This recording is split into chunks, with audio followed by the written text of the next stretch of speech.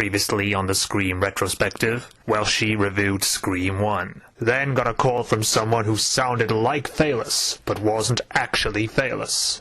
Maybe. Then Rob left the room of his own free will and was sadly massacred. Then Welshy reviewed Scream 2. Now back to the Scream retrospective. Plus, it left the door open for a sequel. And 3 years later, we got Scream 3. I'm parched. I gotta go out there.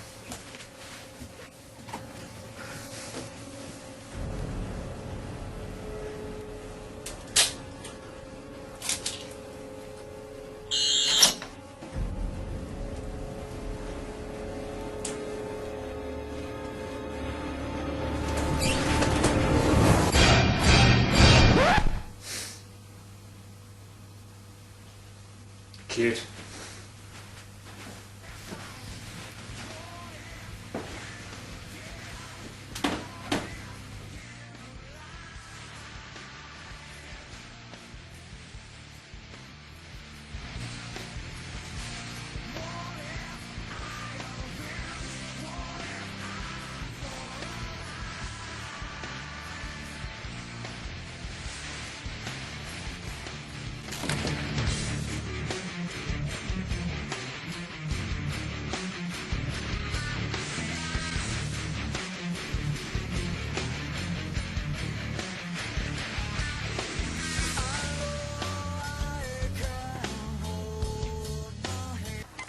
Yes. I'm still here. Go away.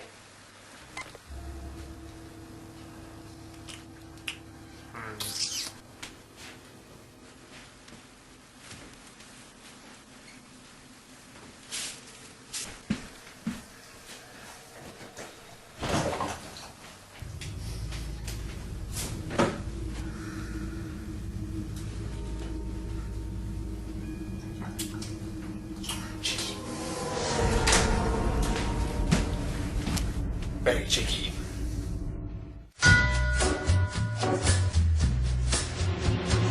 Take a little walk to the edge of town. Now spread your wings and fly.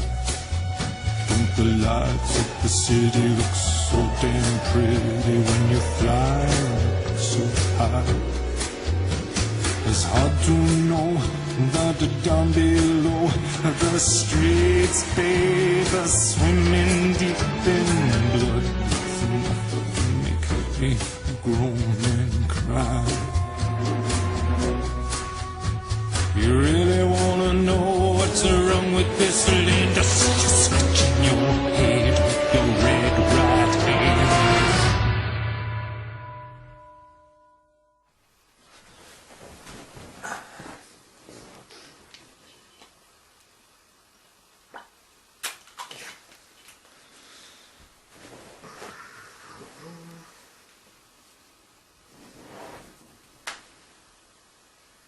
So,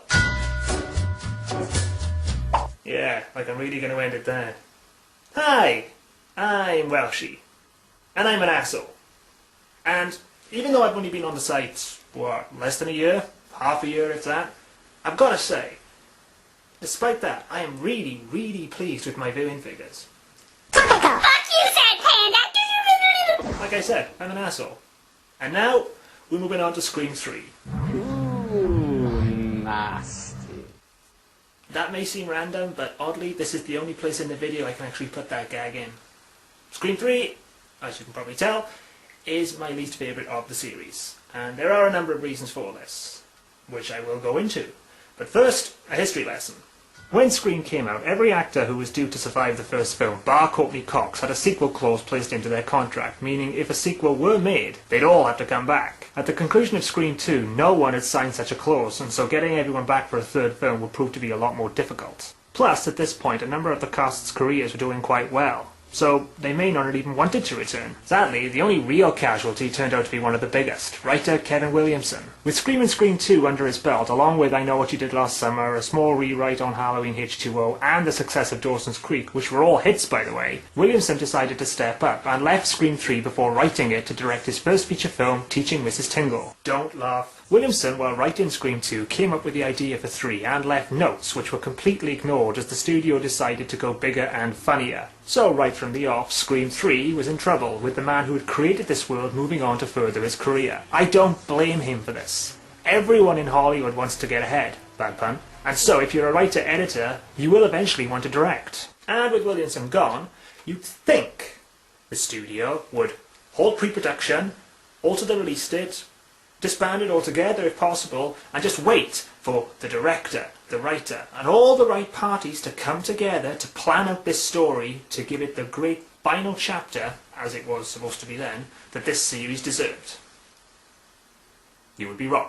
Instead of waiting, the studio pushed forward, hiring writer Aaron Kruger to pen Scream 3. So Scream 3, right from the off, was a bit of a mess. But I don't blame Aaron Kruger for this. I blame Dimension and the Weinsteins. If they'd simply moved the date and waited, then Williamson could have finished teaching Tingle and returned to write Scream 3, something which he stressed he wanted to do. Okay, now sure, the film could still have been a mess, but at least the tone would have been consistent. As it was, Kruger was brought in and had to write a story in a world with characters he had not created, in a subgenre of horror that was almost exclusive, yeah, I said it, to Williamson's style of writing. And no one could have recreated that. With every horror film that had come out after Scream, people have been trying to copy the Williamson formula, and none of them were successful.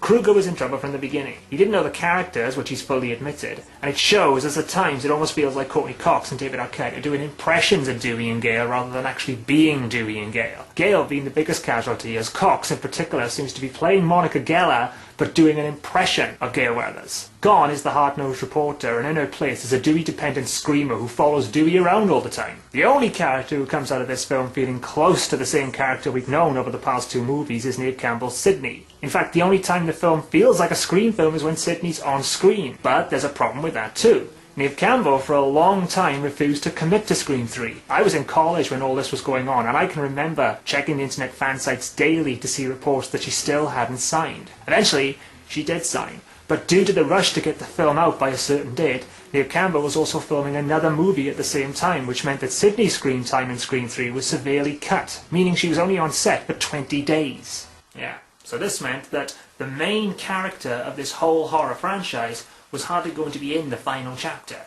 Now, to be fair, this did add some intrigue to the filming and story, as people wondered whether Sidney would finally go in this one, perhaps even be the opening victim. The trailer only added to these rumours, as she hardly appears in it. Along with Campbell's problems, there was also the question of whether Liev Schreiber would return to his role of Cotton Weary, with reports floating around that he wouldn't, and it seemed like almost the last minute before he finally committed to the film. This is also the first Scream film I was able to see in a cinema, so it does hold a special place for me in that regard. But, at the same time, I'm not blind to its flaws. The sad thing is, there's a really good film under here trying to get out, but with the switch to comedy in tone over suspense, and the overuse of the Ghostface Killer, as well as the full removal from the real world of the past 2 films into a full-on fantasy movie world, Scream 3 not only lost its way as far as the franchise goes, but thanks to being written by a man who didn't understand the type of humour that had made Scream unique, Scream 3 became the very thing the first 2 had mocked. But, I stress, I don't blame Aaron Kruger for this. Long history lesson, wasn't it? Now, I know there's probably people out there, well, at least one person out there, thank you TV troops, who would much prefer it if I'd skipped all that background info and just jumped straight into showing you the movie. But then I wouldn't have been doing anything unique, would I? As it stands, it's still a Scream film, and I can still enjoy it while pointing out its flaws. And believe me, there are a lot of flaws. And I'll stress this now, even though it is my least favourite of the series, and I will probably tear it apart at some point, I still enjoy it. The film opens with a shot of the Hollywood sign as we encounter Cotton Weary stuck in a traffic jam on the freeway complaining to his agent about a cameo he's just filmed in the next Stab film, Stab 3 Return to Woodsboro. Admittedly, this is a little confusing, as from what Cotton's saying it sounds like he's negotiating the deal to appear, yet later we learn he's already filmed the scene. So from that, it sounds like he's filmed the scene before negotiating the deal.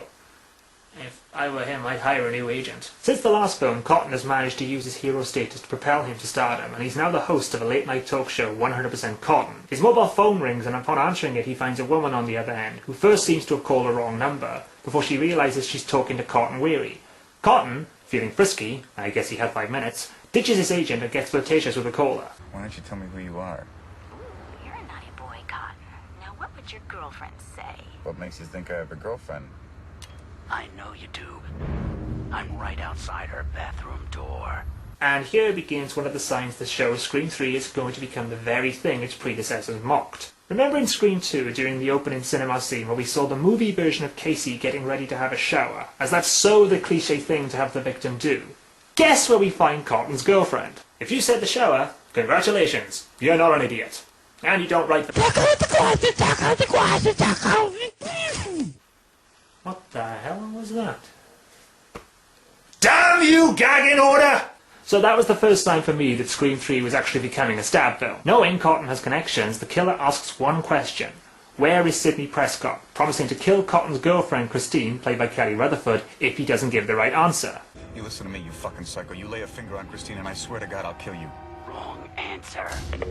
No, wait. Hello? Cotton pulls out at speed. How's that for an innuendo? To make it back to his apartment. He tries calling, but the phone line's been cut. He tries ringing the police, but the lines are busy. Back at the apartment, Christine gets ready for bed until a blast from Creed startles her. She makes her way through the apartment and turns it off, only to hear a door open. Who is it? Who's there? Christine?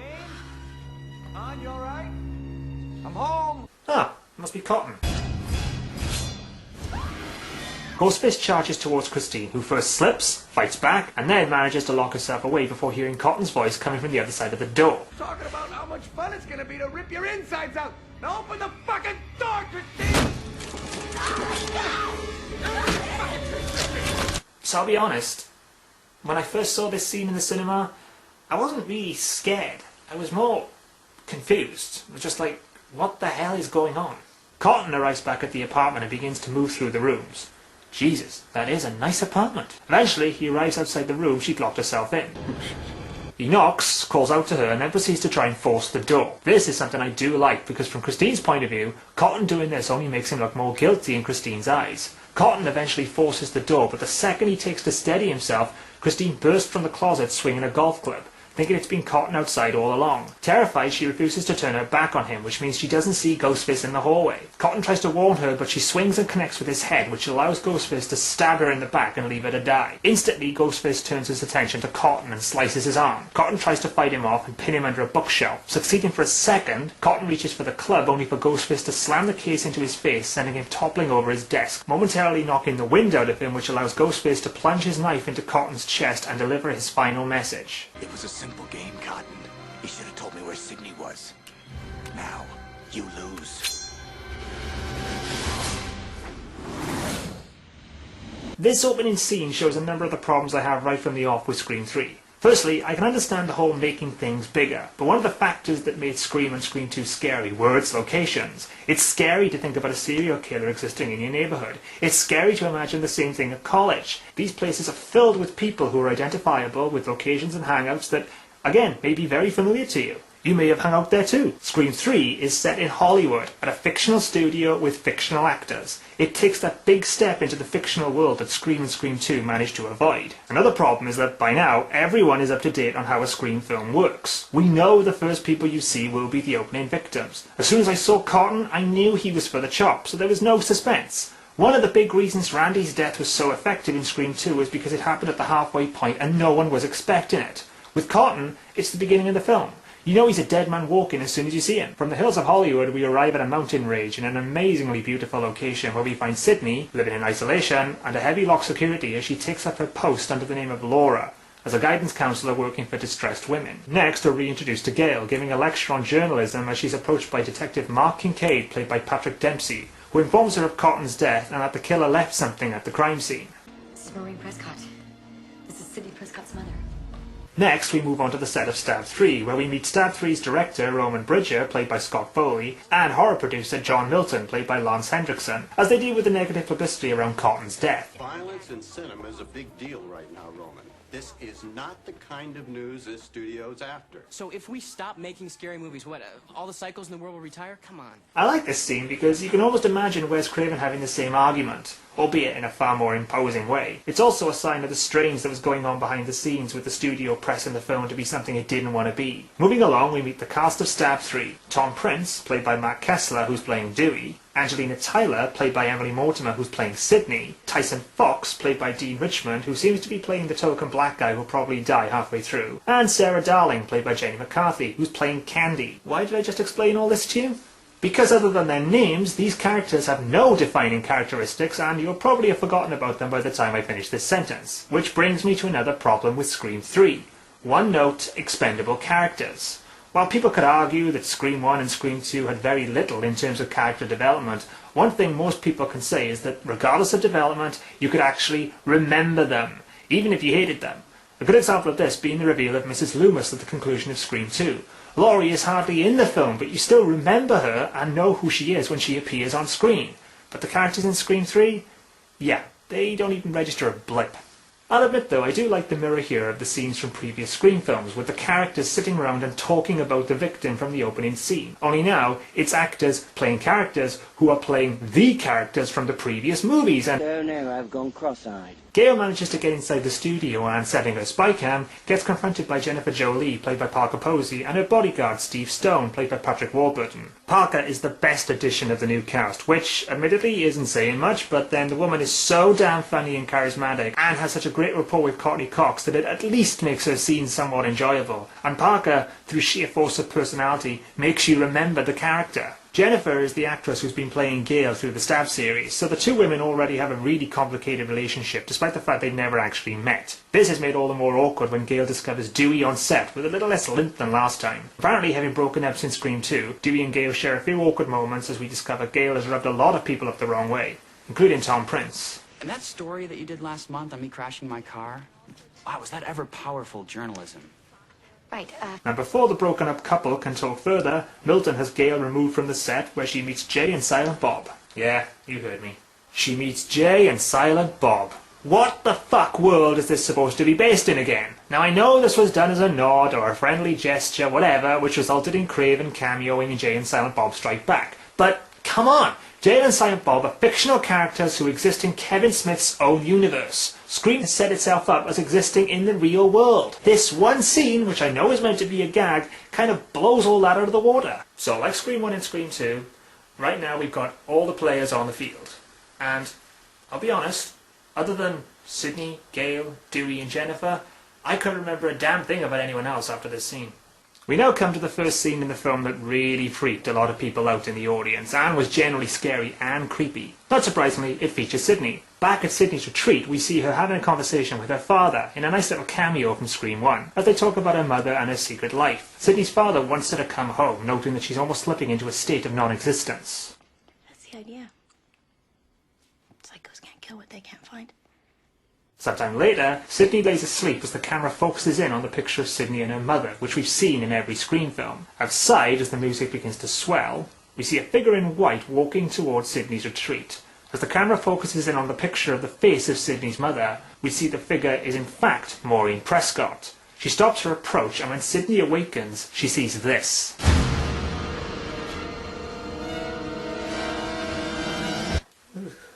Maureen calls out to Sydney, claiming everything Sydney touches dies, and accuses her of being poisoned before falling out of view. As Sydney approaches the window, calling out to her mother, Ghostface appears and smashes through the glass, which causes Sydney to jerk awake from her dream. This scene in the cinema was freaky as hell. I can remember an audible groan going through the room, and it wasn't one of those roll your eyes groans. This was a general shift in uncomfortableness, and really freaked a lot of people out. It's also a really nice way of showing the imbalance Sydney's going through, especially living alone, and helps show that Sydney is still haunted by certain memories regarding her mother. Back at the Stab lot, Sarah pulls up for a meeting with Roman, only to find the office deserted, save for a jump scare from Tyson. Well, excuse us, Sarah. Makeup test. Tyson and Stan, the makeup man, depart, leaving Sarah alone as she waits for Roman, who was the director from the opening scene, just to remind you. While waiting, the phone rings, causing her to drop the trophy she had in her hand, which beheads it. The caller turns out to be Roman, who apologizes for running late and suggests they run through the scene while he's on his way. What character? I'm Candy, the chick who gets killed second. I'm only in 2 scenes. Again, this is a scene I do like. It's a nice play on the phone conversation kills from previous films as they run through the script of Sarah's character's Candy's own death in Stab 3. Like most conversations though, this one takes a sudden sinister turn. It's not just a new script, it's a new movie. What? What movie? My movie. And it's called Sarah Gets Skewered Like a Fucking Pig. Now that felt like a Ghostface remark. Understandably spooked, Sarah leaves the office and sees a shadow against the exit, so hides in a separate room. A room which just so happens to contain a whole host of Ghostface costumes. The shadow, it turns out, belongs to a security guard, and with no one around, he turns off the lights and shuts up shop. Back in the prop room, Sarah tries calling security, but as always seems to be the case, lines are busy, and one of the Ghostface costumes comes to life. Sarah does try to fight him off, but she's surrounded by breakable props which do no real damage, allowing Ghostface to connect with a punch to the face which sends her crashing through a glass door and a stab to the back. Switching to Dewey and Gale, we get a bit of backstory and learn that after the events of Scream 2, Gale and Dewey return to Woodsboro, where Gale nursed Dewey back to full health before becoming bored of life in a normal town and left for LA to further her career. We also learn why Dewey is actually in Hollywood. 2 months ago, the Woodsboro police got a call from a woman who said she was with Stab 3. She wanted to see the file on Sid for research. And? The boys said no, and she wouldn't give her name. A month later, the station gets broken into. The file room gets ransacked. Someone stole Sid's file? I already removed it. I think someone on the film is trying to find Sid. This I like. It's completely in line with Dewey's character. He's one of the few people who would know where Sydney is, and being her big brother, he's on the set of Stab trying to find the people who are looking for her. I always liked this way of getting Dewey involved in the story, as it felt natural and something he would naturally do. A beat from Jennifer takes Dewey, followed by Gale, to Jennifer's house in the Hollywood Hills, where she's reeling from the death of Sarah Darling, noting that someone is killing off the actors in the same order they die in the movie. To which Jennifer informs Gale that in the Stab 3 script, Gale Weathers is the next character to die. We also learn that Dewey's trailer is located on Jennifer's property, which in a sense means he's living with Jennifer, the woman playing Gale in the movies. Yeah, that's not a little creepy, is it? Back at the murder scene, the killers left another picture of Maureen Prescott. 10 more murders and we can publish a calendar. And we learn that while Gale was due to die in Stab 3 Third, there are 3 versions of the script, and no one knows which version the killer actually read. The police do decide to follow up on the phone call Sarah received though, and with Stab 3 shutting down, they arrive to question Roman about the call he made to Sarah. No, I never called her. I never told her to go anywhere. Roommate says she knows your voice. The police take Roman in for questioning, and Kincaid borrows Dewey's mobile in order to make a call. Sometime later, we switch back to Sydney's retreat as she receives a call from a woman in distress claiming she's killed someone. As Sydney tries to calm the woman down, she realizes the call isn't coming from the works line, but the house line. Fearful, Sydney demands that the caller tell her who she is. You know your mother's voice when you hear it. Now turn on the news. And with the second cast member murdered, Stab 3 has been officially shut down, prompting those involved to hope and pray that these killings may be over. Just one question. Do you think it's over, Sydney? Do you? Sydney arms herself and scans the house, finding nothing, but takes in the realization that Ghostface has found her. Back at the Hollywood Hills, the remaining cast members are having a rap party. Tom drunk, Angelina scared, and Jennifer not really caring. Gale arrives, why I don't know, as she has no reason to be there, and spies on Dewey and Jennifer sitting in Jennifer's bedroom, in which they talk about Gale, and Dewey looks over a publicity picture of Jennifer. This is a good picture of you. You look just like her. Do you remember what I said earlier about Dewey living with Jennifer being creepy? I still stand by that. Stone discovers Gale outside, and Gale and Dewey slip away from the company to talk, where Gale informs Dewey that the police released Roman as the calls didn't come from his phone. The conversation slips to Maureen, and the question as to why the killer keeps leaving pictures of her at every crime scene. How old do you think Maureen Prescott is in this picture? 19, 20. That's what I thought. So I checked it out. I cannot find any information about her at this age. I mean, nothing. But upon seeing the latest picture, Dewey makes a connection. Look at the buildings. The second story. There and there. It's the same. It's the same street 28 years ago. Outside Jennifer's house, Stone's doing his rounds as he gets a call from Dewey asking him to watch Jennifer as he needs to go to the police. As Stone's a complete asshole, he ignores Dewey while helping himself to the loose change in Dewey's trailer, and then makes a really callous comment. Hey, I'm just checking to make sure there's no killer in here waiting off you like he did your little sister. What a prick! What did you say? I can't believe you said that. That makes me angry. Oh no, please, no. After a comment like that, I really hope this character doesn't die. Back inside the house, the surviving party gets slightly startled as Stone manages to stumble out of the trailer before finally succumbing to his injuries, leading to the party retreating back into the house, closing the doors, only for the power to fail, which freaks them out, so sticking together they all head outside. A little moment I do like here is the sound of ringing causes all of them to check their phones, before Jennifer realises that someone is sending through a fax. I can only assume it operates on a different power setting, as the whole house is supposed to have lost its power. But then, I might just be nitpicking. From the fax, the killer starts sending through script pages announcing that he's outside and will grant mercy to just one of them. In a nice nod to the first film, Gale and Dewey call the killer's bluff and shepherd everyone outside. But Tom, being expendable cast member number 2, goes back in to read the final page. Why he doesn't get the page and then bring it out to the rest of them, I don't know. But he instead uses his lighter while in the kitchen to read the final line, which results in an explosion which decimates the entire house. And I'm not talking a little explosion. This is Bus from Speed driving into the plane at the airport level of explosion. All this from a gas that no one could smell? Now I know a man who definitely has something to say about this.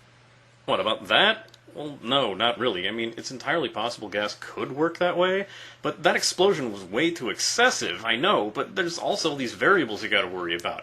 Type of gas that was used, the source of the ignition, the size of the room, whether or not the windows were sealed off. Not to mention, there's a ton of people in that room. Just breathing in the amount of gas to cause that kind of explosion would have killed everyone in that room before they had a chance to light the lighter. Either way you look at it... Just say the line.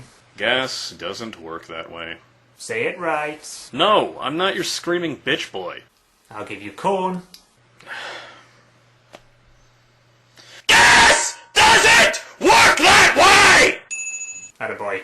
I fucking hate you. The surviving cast members all leap over the balcony to escape the explosion, and after coming to a stop, Dewey chooses to follow Gale's voice instead of Jennifer's. Despite Jennifer being the one to, give him a place to stay and not drop him and leave him to further her career. And just as he reaches Gale, Ghostface strikes, but Dewey manages to save Gale's life, even appearing to hit Ghostface, who collapses and rolls under the van before Dewey himself falls down the embankment. There's a few things that annoy me here about this little sequence, some of which I'll come back to later, but if anything, it's the handling of Gale's character. Like I said earlier, she's become completely Dewey dependent. All she's doing here is standing there screaming for Dewey, which goes against the independent woman we've known from the previous films. Ghostface has vanished, and the couple almost share a kiss before Jennifer breaks up the moment and is understandably pissed about being neglected, and lets Dewey know about it. Who gave you a place to stay?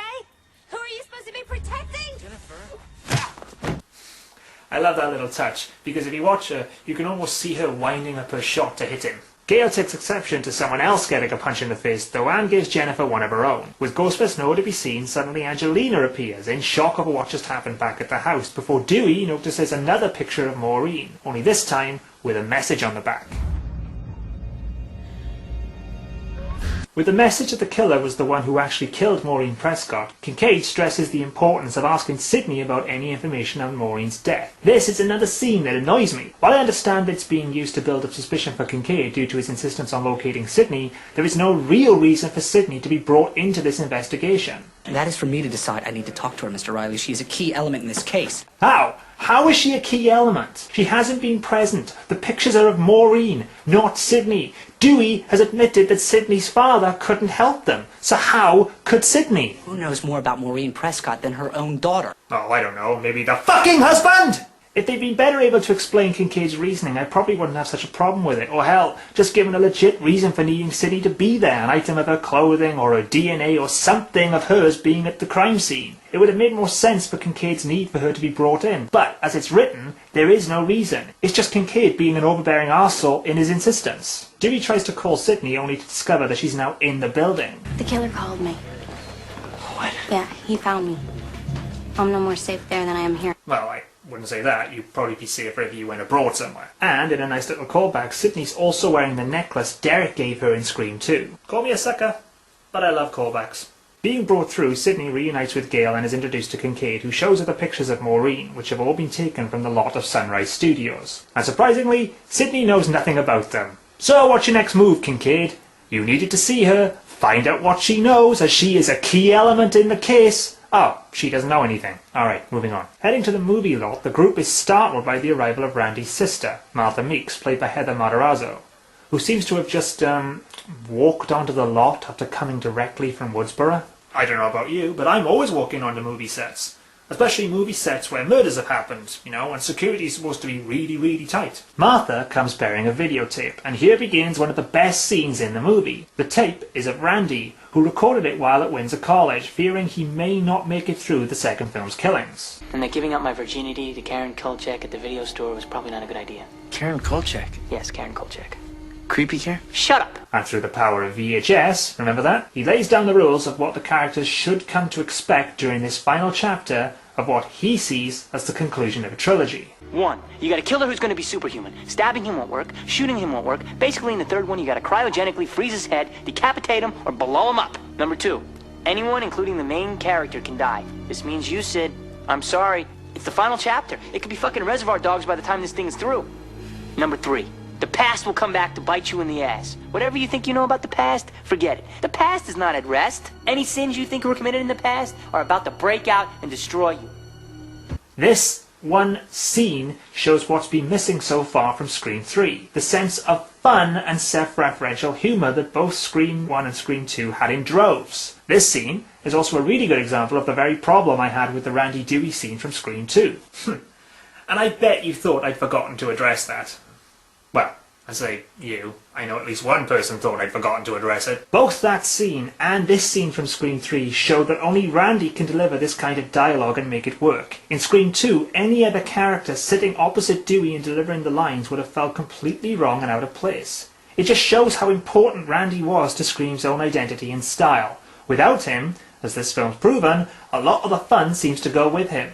With her message delivered, Martha leaves. Where does she go? How does she get home? How did she get there? Not explained. I know it's not important, but she just literally walks in, says something, and then walks off. With the rules now set in place, Gail leaves Sidney and Dewey, and with Jennifer's help manages to get into the archives, where they run into someone who looks like Carrie Fisher, only she's not Carrie Fisher.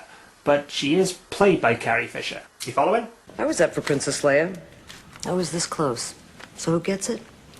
The one who sleeps with George Lucas. And I'll admit, this scene really has no place in the movie as far as the dialogue goes.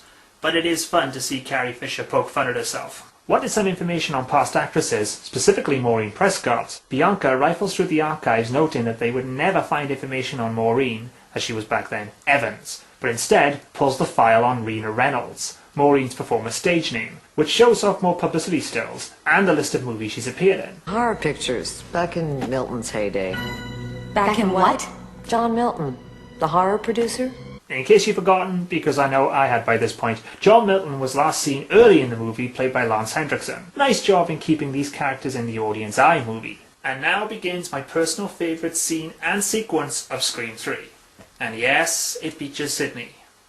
Come on, you shocked? While Dewey waits, Sidney goes to the bathroom, taking a moment to steady herself before she hears a noise behind her, in a sequence very similar to the scene from Scream 1, only this time, Sidney sees a pair of feet going up. Arming herself, she kicks back the door to reveal Angelina, who drops a number of things she was carrying, and claims she was simply taking some souvenirs from the film set, as this was her first role, and she seems almost starstruck at meeting the real Sidney. After Angelina leaves, Sidney notices she's left her brush and follows her, but with Angelina gone, Sidney ends up walking out onto the Stab 3 stage, where she comes face to face with a recreation of her own house from Woodsboro.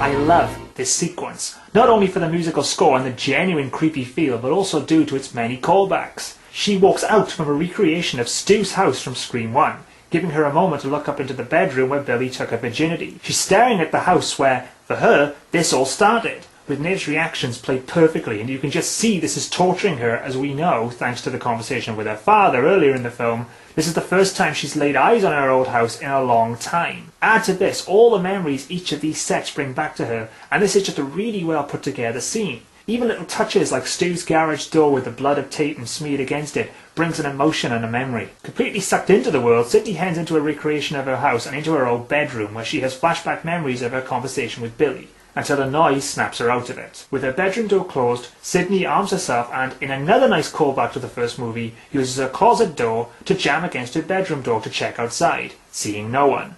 Backing up against her window with the door suddenly shaking, Ghostface pops up behind her and pulls her through the window, causing them both to fall back onto a table. Sidney fights him off and runs back into the house, locking the door, but just like the first film, Ghostface appears from inside the closet and aims his knife. Sidney dodges and again, like the original, runs up the stairs, only this time aiming several pots at Ghostface before throwing a prop car at him, which manages to halt him for just a moment. In a really cool little moment, Sidney runs through the set and opens the door which would normally lead to her bedroom, but in this case leads to a drop into her bedroom set. What I love about this is it shows Sidney is completely caught in this world, and for a second she forgot she was on a movie set. Ghostface shakes off the cart and stalks after Sidney, opening the door, allowing Sidney to pull him through and down onto the bed. Ghostface shakes this off quickly and darts out of view, leaving Sidney terrified, alone, and lost. A small noise catches her attention, and a voice that sounds like her mother leads her into her parents' old bedroom, which has been set up for a flashback murder scene, which is something we've never seen, but we know Sidney has. And she begins to suffer a mental breakdown and flashbacks of Stu and Billy's taunts about her mother from Scream 1 before Dewey's voice snaps her back to her senses. Running to the window, calling out to him, her mother's voice causes her to turn around, in which she sees the previous thought to be staged corpse standing up. Give Mommy a kiss and we'll make up. Throwing herself out of the window, Sidney lands on the set floor, winded, emotionally devastated, but alive. Best sequence of the movie right there. So far, this film has been a really good look into the psyche of Sidney and the effects of the previous movies have had on her. And this was just a brutal way of making all of those factors hit home. The scene was tense, scary, and very uncomfortable, thanks in no small way to Marco Beltrami's magnificent score and Maeve's tragic performance. The girl's been on screen less than 20 minutes in total, and she's got me to care for her more than any other character in this film. The lights come up and Dewey and the police storm the set, but now, of course, there's no sign of Ghostface, the body, or anything, making Sidney seem slightly crazy as she cries out about seeing and hearing her mother. The police clearly don't believe her and take Sidney back to the precinct as Dewey gets approached by Jennifer and Gale, who inform him of their find and they decide to pay Milton a visit. At Milton's office, we find him in a conversation with Roman, who's complaining about his film being shut down and his cast members being slaughtered. Yeah, I can see how that could put a damper on anybody's day. Which only adds to Roman's misery, seeing as it's his birthday too. Happy birthday, Roman. As if life isn't tragic enough.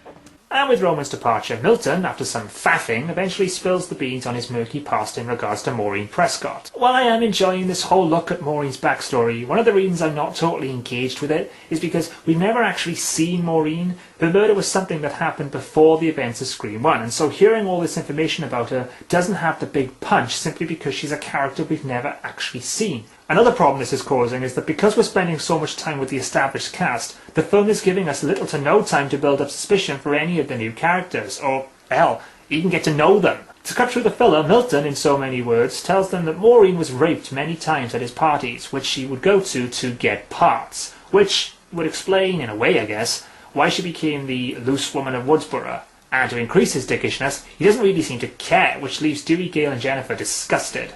At the precinct, Sidney and Kincaid bond a little, which in a way does help build up Kincaid's character somewhat. But this scene never really washed with me, mainly because Dempsey can't seem to settle on a tone. One minute he's normal, the next he's creepy, then overly interested. But unlike Skeet or Reach's portrayal, this comes across more forced than natural, which gives the scene a very disjointed feel for me. A little while later, while driving back to the precinct, Dewey gets a call from Sidney letting him know that she's headed to Milton's mansion on an invite from him, and asks Dewey to tag along. So Dewey, Gale and Jennifer arrive at the mansion where Roman is drunkenly celebrating his birthday, along with Angelina and Tyson. Remember him? Roman, feeling reckless, decides he wants to check out the house and find Milton's secret screening room, which allows Tyson to reel off a line I really love, especially in its reference to Dewey. Have you ever actually seen the stab movies? Every time this dude enters a room, he ends up a goddamn shish kebab. Great line, because it's true. Sadly, it's at this point in the film where things really start to fall apart, with characters acting in incredibly stupid manners. First up, after Roman and Jennifer walk off in one direction, Angelina and Tyson walk off in another, leaving Dewey and Gale alone. Roman walks down, alone, into the mansion's basement, leaving Jennifer at the top of the stairs.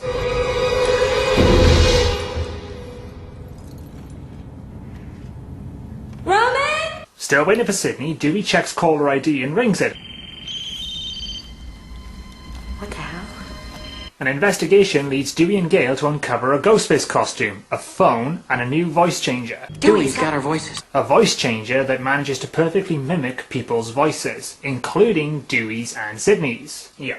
This is the moment where I felt the film really had lost the plot. With this new knowledge that they've been lured into a trap by the killer, our super smart duo do the logical thing. They split up and go and look for the exploring cast members. Why split up? Just go together. Dewey heads off to find Tyson and Angelina and manages to find Tyson fairly quickly, only without Angelina, which leads to a truly cheesy line from Dewey. Looks like Stab 3's back in production. You can't even say that with a straight face. I hate that line. Gail reaches the basement door Roman went through earlier, and with no sign of life, no sounds, and hardly any lights, and after calling continuously, you'd think she'd just give up and think, right, no one's down here. But taking that slow descent into character idiocy, she walks down into the basement, calling out for Roman and Jennifer. For starters, how does she know Roman and Jennifer went down here? We do because we saw it. Gail didn't. So the sensible thing to do would be to look, call out, get no answer, and then move on. She's in a mansion, for God's sake. The Gail of Scream 1 and Scream 2 would have done this. I know I'm harping on about this, but this is just another example of the misuse of Gail's character in this film. Gail moves through the basement, finding a closed coffin, which when lifted reveals the dead body of Roman, and upon backing up she encounters Jennifer, and the two women run off calling for Dewey. The Gail of the past Scream films, Scream 1 and 2, never relied on Dewey this much. Plus, Gail's got the gun, and it's not like she's never shot anybody before, so she knows how to use it. While looking for Dewey, well, more so looking for him while screaming out his name, they encounter Angelina, who pops out from a secret passage. Aha, I guess this is one of those mansions that has secret passages built into its blueprints. Add that to the cliché list. Angelina, after learning of Roman's death, does the smart thing, and leaves, only to run directly into Ghostface, who kills her with a stab to the heart. Gail and Jennifer reunite with Dewey, and all is well. We'll be safe if we stick together, won't we? Of course, why? Ghostface lays out Dewey before stabbing him in the arm. Jesus, that's how many stabs for him now? Before mortally wounding Tyson with a stab to the stomach. Tyson runs off while Jennifer locks herself in a closet, only to slip through into a secret passage. Ghostface catches up with Tyson and trips him in a stunt that looks really painful, before slamming him into a cabinet and throwing him from the second floor to the concrete below, which kills him, before turning his attention to Jennifer, who's still trapped behind the walls. Jennifer tries to get Dewey's attention, leading to another terrible line and delivery from David Arquette. Look, Gail! The mirror's moving! Oh. Being the macho man and making sure Gail is behind him, he starts shooting out the mirrors, but isn't in time, as Jennifer's body falls through, dead. Question. Where the hell did Ghostface go? We see him there, stabbing Jennifer, and a second later, he's gone. Damn, he's fast. That is terrible. The Gail of Scream 1 and Scream 2 would not have screamed like that for what she's just seen. She's seen far worse. It's almost like they wanted to make her scream just because it's a Scream film. They have pretty much destroyed Gail's character in this film, and this one sequence here with her so dependent on Dewey is another good example of that. You might as well just put a flower on the gravestone with this scream. Gail and Dewey, showing how much they've learned from this experience while looking for Tyson, do the super smart thing and split up once again. Not once, but twice in the span of almost 20 seconds. What fucking assholes! Ghostface, surprisingly, strikes and grapples with Gail, who manages to force the pair down the stairs into the basement, momentarily knocking Ghostface out. Back upstairs, Dewey finds Tyson's body and runs back into the house looking for Gail. Why didn't you just go and look together, you assholes? And by this point, when watching it, I'd come to the conclusion that Dewey is pretty much the key to this film, because neither Gail nor Sidney seem to be able to function properly without him, which is a complete departure from the other Screams. With no sign of Gail, Dewey gets a call from his mobile from her saying she's in the basement, but now, thanks to the knowledge of the voice changer, Dewey hesitates in opening the door. The delay allows Ghostface to revive, but Dewey, by this point, has opened the basement door, and aimed his gun at Ghostface. Only, it's empty. Ghostface throws his knife with the butt connecting with Dewey's skull, which causes him to collapse and fall down the stairs into an unconscious heap, where Ghostface stands over Dewey and Gail and pulls another knife. Well, I guess it's always good to have a spare. This whole sequence is just a complete mess. Characters act like idiots, and even more insultingly, Gail and Dewey act like idiots too. They continuously split up. Gail is completely lost without Dewey, who's all of a sudden become this kind of take-charge, indestructible machine. And from what I can remember of the previous films, Dewey was not like this in his character. He was a normal, average, very nice, protective guy. He wasn't the fucking bodyguard crossed with RoboCop. Finally, we move back to Sydney at the precinct, alone, as she finds Kincaid has pulled a number of her files, but before she can look through them further, she gets a phone call from herself. Hello? Hello? Well, not technically herself. I only hear you too, Sydney. Sydney talking to Ghostface? This, again, now suddenly feels like a Scream film. Ghostface reveals that he has Dewey and Gale alive and will kill them if Sydney alerts anyone to the phone call. After some further taunts, specifically regarding Maureen, Ghostface orders Sydney to Milton's mansion. Sydney arms up with a small gun and heads out, arriving to find Tyson's body and a metal detector on the ground. Ghostface contacts her and orders her to scan her body. The detector picks up the gun, which he then orders her to throw in the pool. Seeing Dewey and Gale bound inside, Sydney enters and attempts to free them before Ghostface attacks and backhands her to the floor. But Sydney surprises him by pulling another gun and unloads it into his chest. You'd think by now she'd have just learned to shoot them straight in the head and be done with it. Not surprisingly, the fallen Ghostface vanishes and Kincaid puts in an appearance, with Dempsey again seemingly unsure how he should play the scene. It doesn't help that it makes no real sense for his character to just show up alone. Okay, he tries to give a reason, but I don't buy it. He's there simply to build false suspicion. He eventually manages to get Sydney to lower her weapon, only for Ghostface to strike. Kincaid seals his place as a face by pushing Sydney out of the way and taking a stab to the shoulder, and then grappling with Ghostface, eventually ending up unconscious while Sydney, missing with her final bullet, leads Ghostface away from her friends and locks herself in a library before finding another secret door, which leads to Milton's secret screening room. Sydney again hears her mother's voice and follows it through to find a projector playing showing images of her mother. While her mother's voice continues to talk, the corpse-covered sheet from earlier walks into the room. Doesn't really have the same effect moving that it does standing still, and is pulled back, revealing Ghostface underneath, complete with bulletproof vest. Ghostface seals the room and reveals the truth to Sydney. Ghostface was fathered in this room during the parties Milton used to hold. When he eventually tracked down his mother, Maureen, in Woodsboro, she disowned him and slammed the door in his face, leading the killer to seek revenge. The killer is...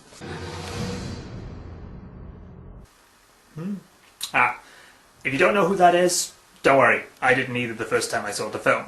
It's Roman, the director, who was in like 5 or 6 scenes. It's just him without the glasses on. He's the guy who was in the coffin earlier, the guy we never actually saw die on screen. And yes, in Scream 3 there is only one killer. Now think about this for a moment. There has been one killer through this entire film. I know these films aren't supposed to be taken seriously in terms of the killer's abilities, but in regards to Scream and Scream 2, having 2 killers allowed them to play with the killer transportation. Scream 1, with Billy supposedly dead upstairs, we always knew it was Stu running around, and hell, look at him at the end. He's covered in sweat. The bathroom scene? That could have been Billy, as he saw Sydney go into the bathroom. But then, Ghostface there didn't have a knife, so that could have easily just been a prank. Scream 2, 2 killers, same scenario. And people have pointed out the whole killer in the projection box, how did the killer get down so quickly? But I've always felt the killer in the box was actually Mickey. The fact that it's his camera is a big factor for me. And the killer down below on the floor was Mrs. Loomis. I further back this up as this particular Ghostface is just determined to get Gale. In Scream 3, Roman manages amazing feats of teleportation. He manages to get up to Jennifer's house, kill the bodyguard, leak gas, cut the power, send through faxes, and then attack Gale a fair bit away from where the house was. Add to that, he's able to get into the bedroom of the Prescott house and under a sheet while Sydney is watching the staircase the entire time, and get into this room while less than a second earlier he was hammering on the library door. You've just got to marvel at the guy's speed. And before people say in the comments, admittedly, the original draft for Scream 3 had both Roman and Angelina as the killers. I would have had them involved in some sort of relationship as well. But I guess the studio felt a little uneasy about the main killer having an affair with the woman who was playing his stepsister in his own movie. Wait, what am I saying? This is Hollywood. Of course they wouldn't have cared. So I don't really know why they didn't go for this. Roman explains everything to Sydney, announcing that after being disowned, he followed Maureen, caught all her affairs on camera, and then passed this knowledge on to Billy, which of course led to Maureen's murder and everything that followed thereafter. You. This is all because of you. Now, as convoluted and far-fetched as it's become, I do like this, as it does, in a weird way, manage to bring everything back to the first Scream. I also love the little touch of keeping Roman in the Ghostface cloak during this whole exchange, as it helps maintain the belief that he was the first and always has been Ghostface. Back in the other room, Gale and Dewey manage to free themselves and with Kincaid's backing, head off to find Sydney. Back in the screening room, Roman unveils John Milton and reveals his plan to frame Sydney for all the murders, blaming Sydney for the life he never had. One thing I do love about Scott's performance here is that, like Skeet in Scream 1, you can gradually see him losing control. When he pulls the mask off in his unveil, he's calm and relaxed, but the more he talks, the more incensed he gets, which is a good build, and which is what I felt was lacking from Scream 2's killers. Roman kills Milton with a throat cut, allowing Sidney and Roman to get into a full-on shout-in match where it's great to see Sidney finally fight back. God, why don't you stop your whining and get on with it? I've heard this shit before! Stop! You know why you kill people, Roman, do you? Don't want to hear it! Because you choose to! There is no one else to blame! Fucking damn it! Why don't you take some fucking responsibility? Fuck you! Fuck you! And now brother and sister face off and absolutely kick the holy hell out of each other with punches, bottles, chairs and anything they can grab. Eventually Roman does get the upper hand, first kicking Sidney multiple times before punching her and finally trying to just choke the life out of her. Dewey, for some reason, and because we know Sidney can't seem to do anything by herself in this film, cuts the power and Kincaid manages to find the entrance to the secret screening room, forcing Roman to drop Sidney. Kincaid enters, but Roman knocks him unconscious with a chair, but the distraction allows Sidney to grab Roman's knife. Lose something? Found something. One shot isn't enough though, and with Sidney still twitching, he shoots her again. Phew, that was cold. Gathering himself together while Dewey and Gale continue to try and find a way into the room, Roman takes in what he's just done, and again, I love the little moment here in Scott's performance where you can literally see him trying to process that he's just killed Sidney. But when he turns around, Sidney's disappeared, and Roman begins, a la Billy from the first film, tearing the room apart trying to find her. Being actually smart, he takes out his phone intending to call her. But before he can, his own phone rings and Sidney pops up from behind the bar and stabs him in the back with an ice pick. And just like in Scream 1, when Skeet was stabbed here with the wire in his chest, that moment for Scott, that's 100% real. That missed the pads and went right into his back. Looks painful as hell too, because that reaction is 100% real. And I gotta say, I do like the irony here of Sidney actually using the phone against the killer for a change. Sidney reveals she was also wearing a bulletproof vest. I guess we think alike.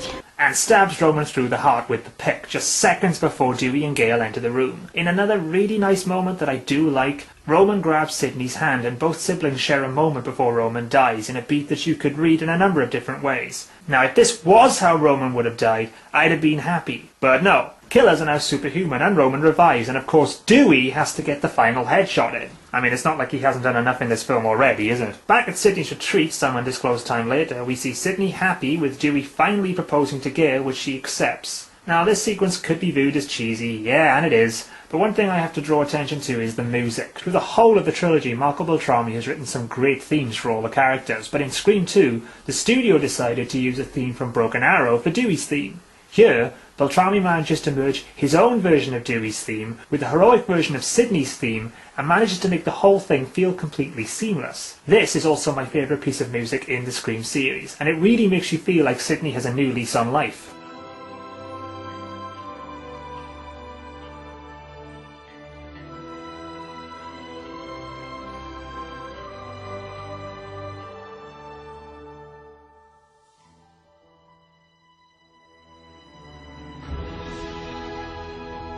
I just love the swell of the music when she opens the gates, because we all know what it's symbolizing.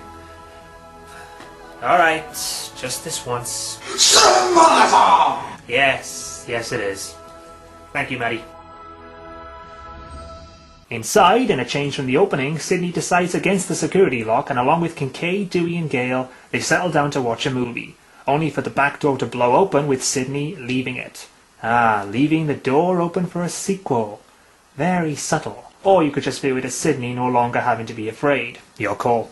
So that's Scream 3, and yes, it's a mess, no doubt about it. With expendable one-note characters, no real spark or flair to its dialogue, and save for anything involving Sidney, no real sizzle to its scenes either. The sense of fun that was present in Scream 2 is gone, leaving the whole thing feeling tired and devoid of fresh ideas. Another thing I noticed while watching it back was how often Ghostface does appear. Like I previously said, Scream 2 was very clever in how it used Ghostface, using him sparingly. In regards to Scream 3, however, he's everywhere, appearing all over the place through the entire film. The thrill of seeing him quickly vanishes, and the build-up to an appearance is almost non-existent. It's just another one of the factors that adds to Scream 3 becoming the film his previous films parodied. And that's pretty much everything I can cover in the series so far. Now I know there's a Scream 4, and I will look at that when it comes out on DVD.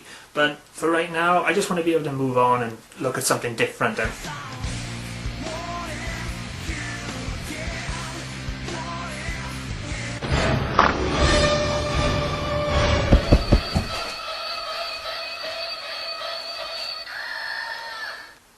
Ready? They never thought of this in the movies.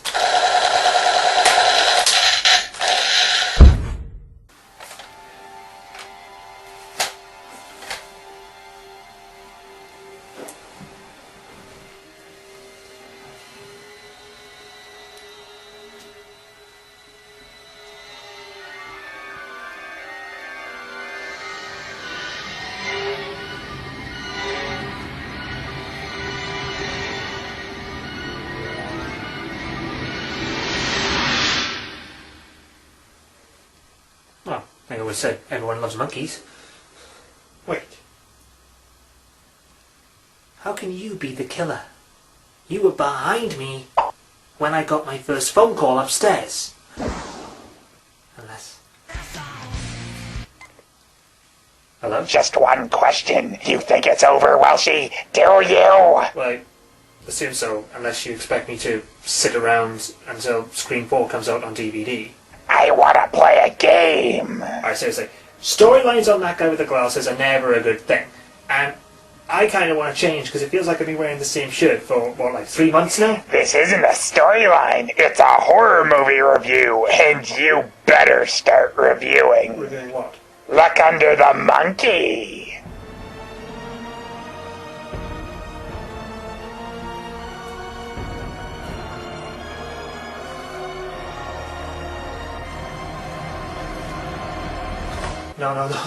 No, you can't be serious. Well,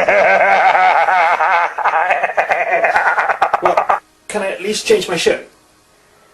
Sure. Thank you.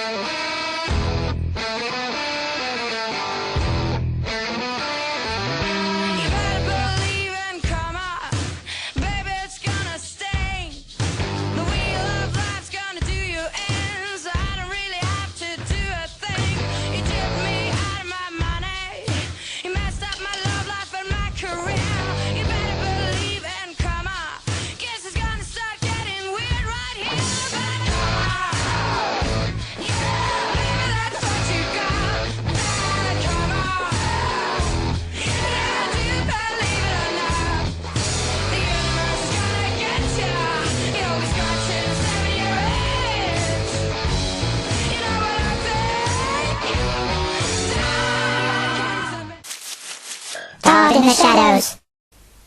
I think he forgot about me. Maybe I should just hang up. I mean, yeah, I don't have a watch. But it's been a month. Maybe I should eat something. Yeah. Marganars!